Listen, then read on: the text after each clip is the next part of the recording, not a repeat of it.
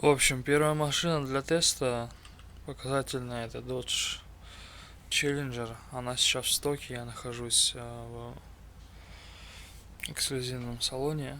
Взял ее на тест-драйв. Звук подвески стучит дефолтно стабильно. Машина вся трясется при езде. Подвеска скрипит, скрежет, и так постоянно на всех машинах, которые модифицируются через настройки, волоска и все прочее. Звук, в принципе, здесь на постоянке.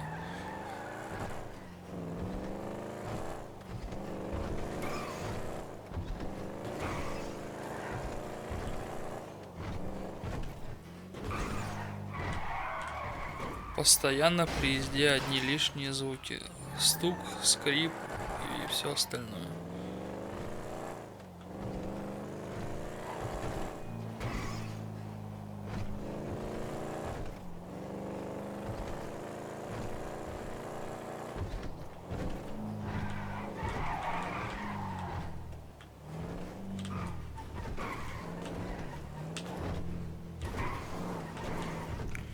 Вот именно про эти все звуки я и говорю.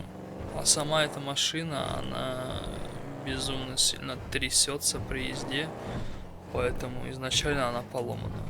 Так как я сам настройщик, пытался машину это каким-либо образом исправить через настройки, ей не помогает ничего. Машина красивая, машина хорошая, правда из дешевых, но она никак не справляется. Первое видео сейчас отправлю, второе видео запишу на BMW настроенный М5 F90.